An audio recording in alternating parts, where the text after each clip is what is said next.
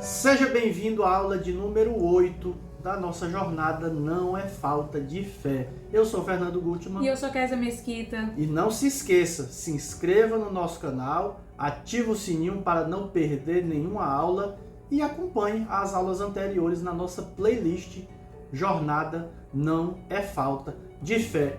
E hoje nós vamos falar sobre um assunto importantíssimo. Por que precisamos falar sobre suicídio? E aí eu já quero começar aqui quebrando um dos mitos sobre o suicídio, quer dizer, de que não podemos falar, de que falar, comentar vai incentivar as pessoas a cometerem tal ato, com o medo que ocorra um tal efeito Werther. Explica pra gente, para os nossos alunos, o que é o efeito Werther. O efeito Werther é um fenômeno que ocorre quando um certo suicídio, especialmente de pessoas famosas, é muito comentado, divulgado de uma maneira inapropriada, causando outros suicídios, ou seja, uma repetição do comportamento. É como se fosse quase um contágio.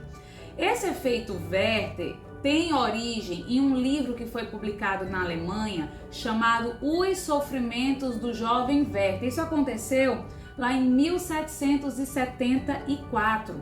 E eles observaram que quando o livro foi publicado, houve uma onda de suicídios por toda a Europa. No entanto, nunca foi realmente comprovado que esse índice altíssimo de suicídios foi decorrência do livro. Mas o fato é que o fenômeno ganhou o nome efeito Werther, e é por isso que muitas pessoas elas acham que não devem falar sobre o assunto, e de fato não devem falar se for de forma inapropriada. Por exemplo, algumas mídias sociais, especialmente blogs e até mesmo canais de televisão, quando acontece um suicídio, costumam divulgar fotos, imagens, e isso de fato não é recomendado pelos especialistas em prevenção de suicídio. O que nós precisamos é falar de maneira responsável e educativa, abrindo caminhos de prevenção e compreensão do problema.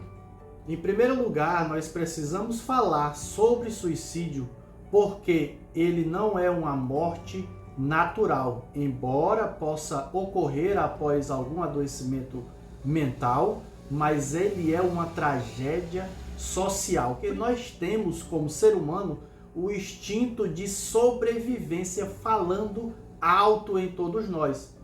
E para vocês terem uma ideia, o suicídio até hoje é considerado um dos maiores mistérios da mente humana, justamente por conta deste instinto natural de sobrevivência que nós temos. Quer um exemplo? Numa sala cheia de pessoas e entra um atirador com a submetralhadora, o instinto natural de todo mundo é sair correndo, se esconder, é sobreviver, podendo até ter casos de pessoas que vão usar o coleguinha, o filho, a mãe, a esposa como escudo. Na maioria dos incêndios em locais fechados, muitas mortes ocorrem não é pelo fogo, as pessoas são pisoteadas.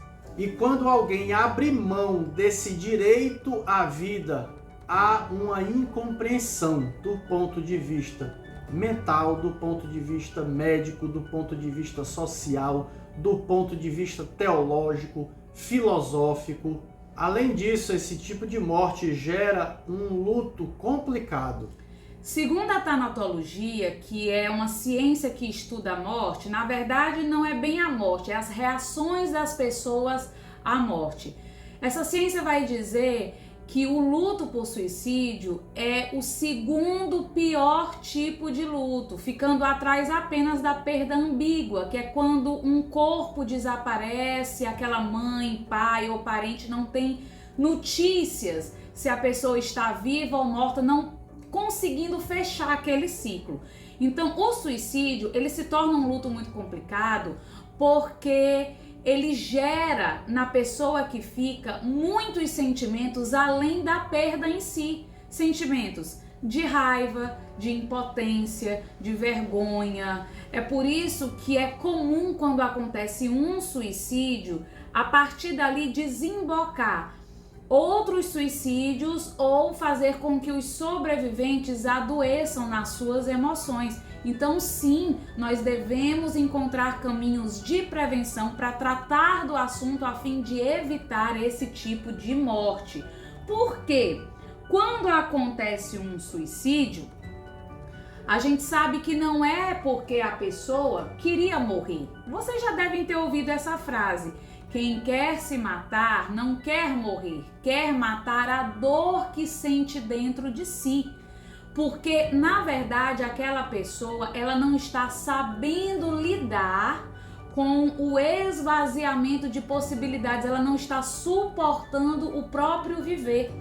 Essa frase, inclusive, de que quando a pessoa pensa na morte, ocorreu dentro dela um esvaziamento de possibilidades, é do nosso amigo, especialista em luto por suicídio também, que é o Dr. Carlos Henrique Aragão, nosso aqui do Piauí.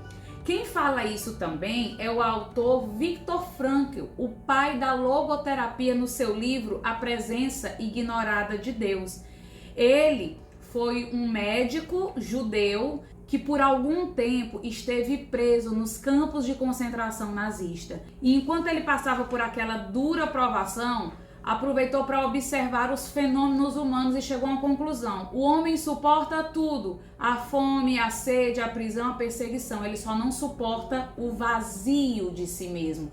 Então, quando há esse esvaziamento de possibilidades ou a pessoa não sabe lidar com a dor que está sentindo, ela vê como opção para escapar daquela dor a morte. Só que quando a gente ajuda essa pessoa a expandir a sua perspectiva, a ver outras possibilidades para além daquele sofrimento, nós conseguimos, digamos assim, tirar aquela pessoa da crise e da ideação suicida.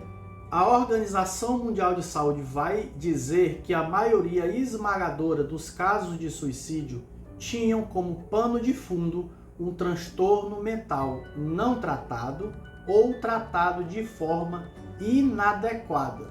Ou seja, se este transtorno mental tivesse sido tratado ou tratado de forma correta, as chances de sobrevivência seriam enormes. Há sim prevenção. Esse mito de que a pessoa que quer se matar não tem mais jeito, não tem o que fazer, é mito. E nós temos que lembrar também que uma pessoa que chega nesse extremo do ato suicida, ela está dando uma solução permanente, que é a morte, para um problema temporário. Eu sempre digo que a pessoa que deseja eliminar a dor pode também acabar eliminando todas as possibilidades de amor, todas as perspectivas de futuro. Então, qual é a importância de tratarmos sobre o assunto? Falar responsavelmente sobre o assunto vai trazer informações que podem ajudar as pessoas a agir diante do problema, porque todo conhecimento é a diferença entre a vida e a morte de alguém, né, Kézia? Eu que o diga. Quando minha irmã, em sua última semana de vida, entrou em um surto psicótico, ela saiu andando por uma das principais avenidas da nossa cidade. Passou o carro da polícia, começou a nos acompanhar, eles chamaram o SAMU, levamos a alguns hospitais particulares que não atenderam ela, fomos ao hospital psiquiátrico da cidade e, infelizmente, eu digo que é uma fatalidade, neste dia o médico plantonista não apareceu, passamos o dia inteiro, ela não foi medicada, voltamos com ela para casa e, infelizmente, no dia seguinte ela veio a óbito por suicídio. Depois da morte dela, uma assistente social me falou assim: Kézia, por que numa emergência como essa vocês não levaram a Débora a um CAPS? Porque nós temos um CAPS aqui em Teresina, capital do Piauí, que atende 24 horas, que tem um psiquiatra plantonista. E eu fiquei imaginando, mas como é que nós tivemos contato com a polícia, com o SAMU, com hospitais particulares, com o próprio hospital psiquiátrico e ninguém nos deu uma simples informação? Então é muito importante, quando a gente fala de suicídio, na verdade, tratar da prevenção, do que pode ser feito, de reconhecer os sinais, de como nós podemos ajudar. Porque quando a gente fala de prevenção, a gente também não fala só do sistema público de saúde, a gente não está falando só de medicação, a gente está falando também de como nós podemos ajudar de uma forma interpessoal. Como eu posso ajudar alguém que está sofrendo uma depressão, sofrendo uma ansiedade, com palavras que vão ajudar e não terminar de matar a pessoa. Vamos observar o modelo ecológico do ato suicida. Nós temos no centro deste modelo o indivíduo e ao redor dele todas as esferas que podem ajudar este indivíduo a sair desse quadro ou empurrá-lo de vez para o ato suicida, como a família, a comunidade, a sociedade, o sistema sanitário de saúde mental. É claro que o principal deste modelo é o indivíduo, porque se todas as esferas contribuírem, fizerem a sua parte, mas o indivíduo ele não quiser ser ajudado e nem se ajudar, nada poderá ser feito. É por isso que nós falamos que a prevenção do suicídio é uma tarefa para muitas mãos. Parece duro o que nós vamos falar, mas nem Jesus salva quem não quer ser salvo. Então, o indivíduo é um participante ativo nessa restauração da vontade de viver. Mas a nossa experiência mostra que, de fato, as pessoas elas não querem morrer. Quando elas passam a ter uma nova perspectiva e se veem diante de novos caminhos, elas recobram a alegria de viver e de fato entendem que a morte ela é certa, a gente não precisa antecipar os fatos.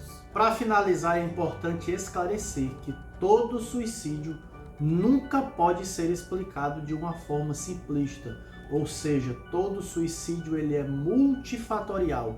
Vários fatores foram desencadeando tempo após tempo, ano após ano, para que o indivíduo chegue ao ato suicida. Toda vez que ocorre um suicídio, vem a pergunta de $1 milhão. Por quê? Aí as pessoas querem explicar. Brigou com o pai, brigou com o esposo, é por causa de uma dívida. Não. Isso podem ser fatores precipitantes, ou seja, foi uma pequena gota num balde que já estava cheio. Pode haver indícios que a gente pode aí enxergar, mas nunca pode ser explicado simplesmente apenas por conta disso. Por isso, sim, precisamos falar de forma preventiva, educativa, fomentando nas escolas, nas igrejas, na família, nas nossas relações, um fortalecimento emocional, cobrando dos poderes públicos investimento na saúde mental e, claro, que cada um de nós enxergue o seu papel nesse grande movimento pela vida, fazendo a nossa parte, tendo cuidado na forma como falamos uns com os outros, porque nós nunca sabemos o que se passa na mente daquela pessoa.